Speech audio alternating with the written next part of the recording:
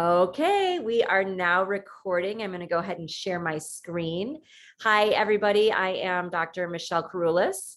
Happy to be with you today talking about careers in sports psychology.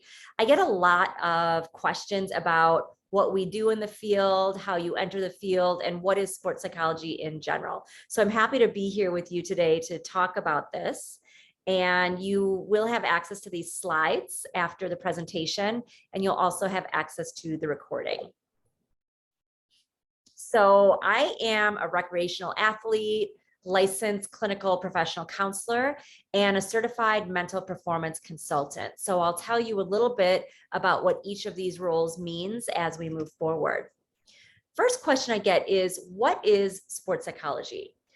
Well, sports psychology is the integration of psychology, kinesiology, and sociology applied to sport and exercise settings. So it's looking at how our minds work, how our bodies work, and what our environments do to impact those different types of areas.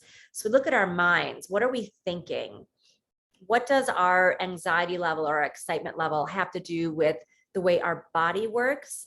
And then depending on if we're in a competitive environment, a practice environment, if we're in environments by ourselves, how might that understand the way or help us understand how our surroundings impact our minds and our bodies?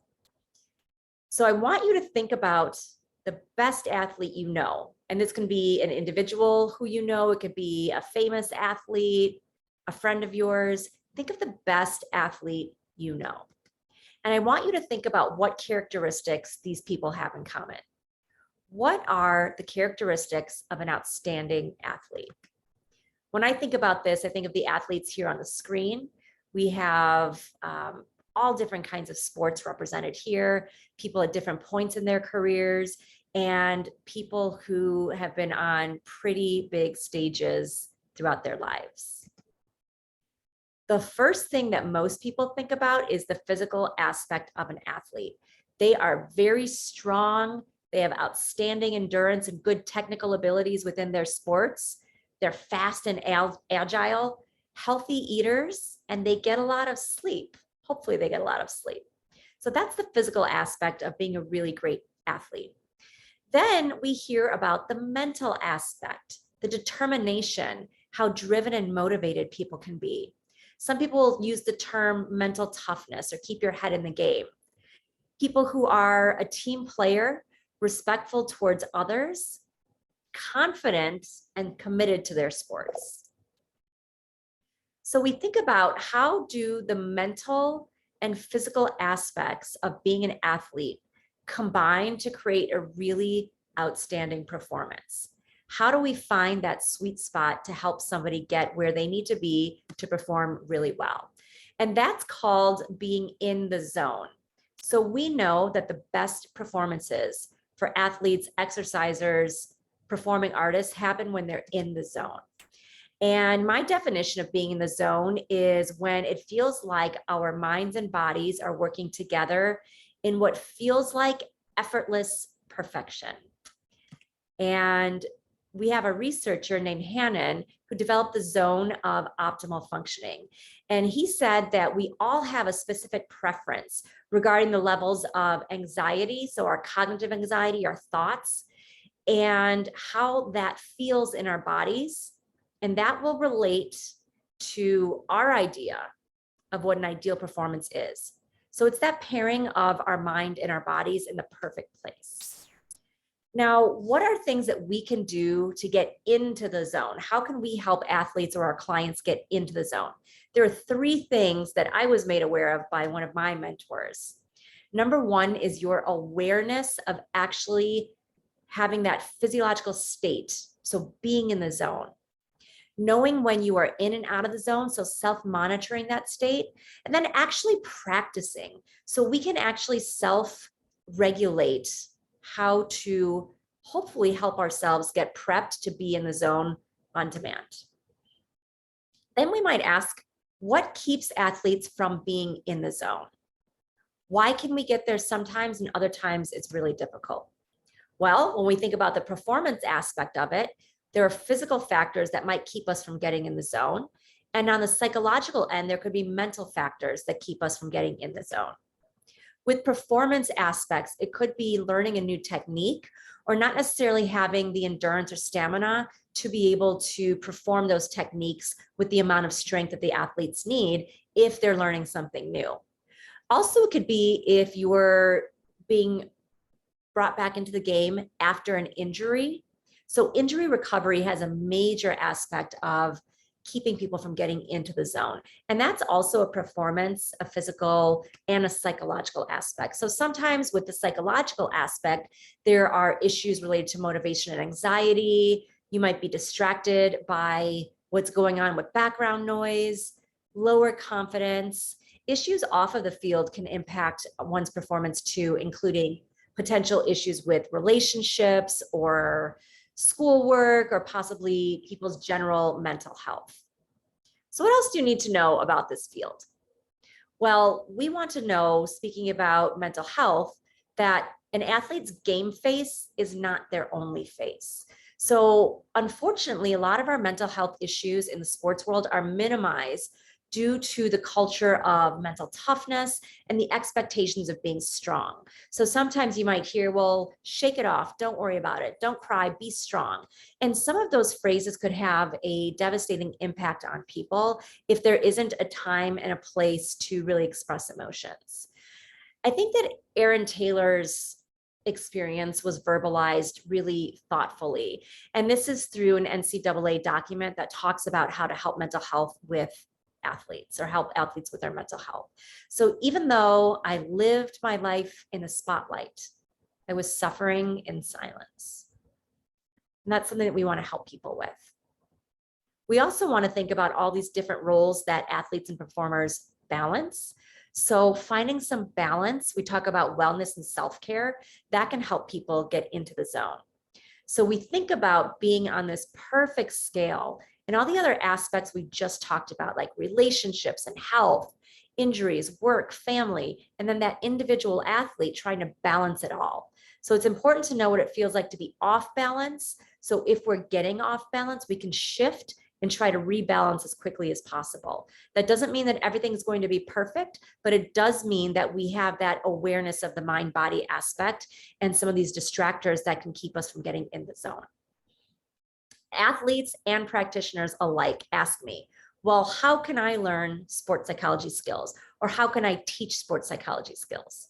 Well, the one certification that we have here in the US is called the CMPC, the Certified Mental Performance Consultant from the Association of Applied Sports Psychology. And the thing that's really cool about this certificate, it's multidisciplinary. So we have people who are licensed counselors, psychologists, kinesiologists, coaches, biomechanics, people who are somehow interested in this field and want to help athletes in different ways. So in order to become a certified mental performance consultant, there are 8 competency areas where people must have coursework in addition to 400 hours of mentored experience with somebody who is already a CMPC. There is a certification exam that must be passed. All practitioners must agree to abide by the ASK Code of Ethics. And then there are continuing education credit requirements. So the 8 knowledge areas for those of you who are in the counseling program might recognize, and this includes general ethics, sports psychology, so history, background, setting psychological skills training programs, that kind of thing. Sports science, this is biomechanics, anatomy, kinesiology, learning how the body works. Psychopathology, learning about diagnosing and learning about how to identify mental health issues. Now, not all of our colleagues in the field of sports psychology diagnose people, but they are aware of the fact that there are practitioners who can diagnose when they notice that their athletes might be having mental health concerns.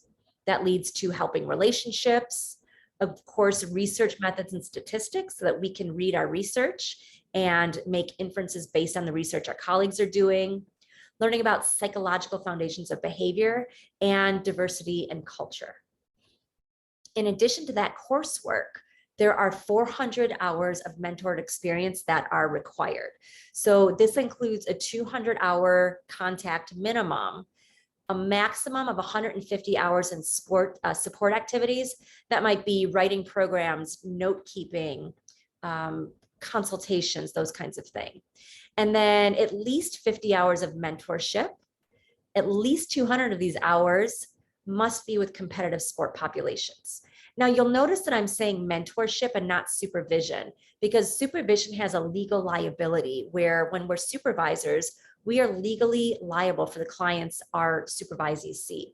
With mentoring, again, because we're not all licensed practitioners, this gives more of a guidance and training. So it's a supervised training, but it's not supervision in the legal sense. Within the certification exam, after your coursework is met and after you have your mentored hours, there is an exam that covers 6 domains. And these are the domains that people believed were necessary to have a base level of competency to be able to perform well in this field. So that looks at roles, relationships, describing expectations to our clients, assessment so that we can understand how to develop interventions, learning about goals, outcomes, and planning. So what kind of goal setting is going to help your clients reach their desired outcomes, how to implement these programs, and then also evaluate them, in addition to professional issues that include ethics. The continuing education is really interesting because this was recently restructured to include 75 CEs over a 5-year period. When we look at it over 5 years, that's only about 15 continuing education credits per year. So most people in sports psychology not only have the CMPC, but they have other types of credentials. So for me, I'm a licensed counselor, I'm a certified yoga instructor.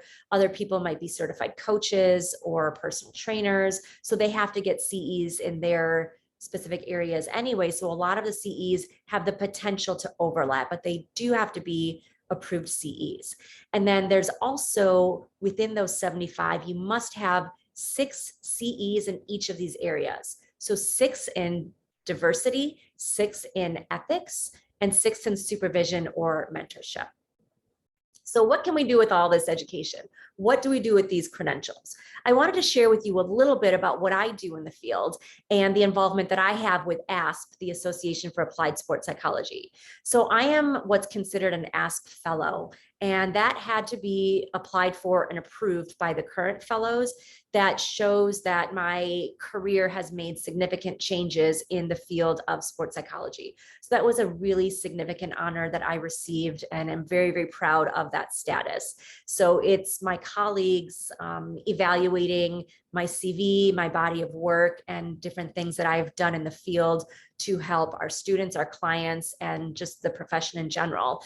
And they acknowledge that I've made major contributions. So again, I was extremely honored and excited to receive that.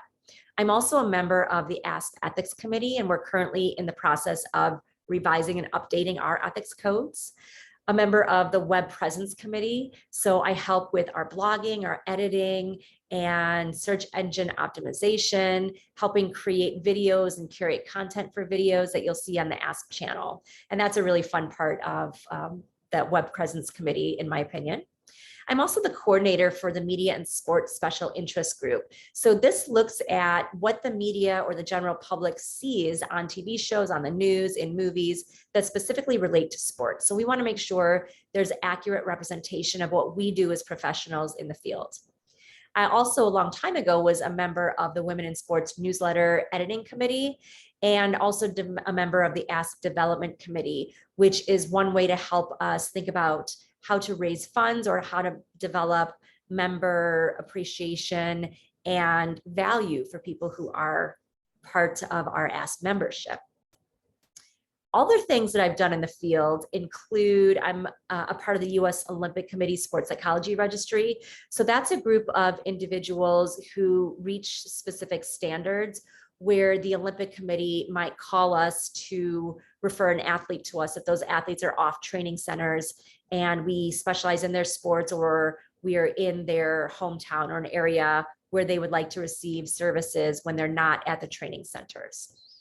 I was also a member of the Coalition for the Advancement of Graduate Training in Applied Sports Psychology. So we put forth standards and recommendations to help graduate programs develop really great ways to develop competency for their students in sports psychology. I was a 2-term editorial board member for Case Studies in Sport and Exercise Psychology. Love that journal. I recommend checking it out. I'm the director of the Chicago Psyching Team, which I mentioned earlier. So we work with the Bank of America Chicago Marathon, the Bank of America Shamrock Shuffle to psych runners up and help them be excited for their events. Also to help them have their minds strong when they feel like they have to stop. And that does not have to do with injury per se, but really that internal motivation to complete the goals they wish to complete. I'm a private practice therapist, a media expert, so I provide commentary in the news by public speaking, writing, providing interviews, being interviewed, and I was a program director of a graduate level sport and exercise psychology program, sport and health psychology, and also an Ask Mentor. So I want to thank you for joining me today and hearing about this. And at this time, I am happy to take our questions.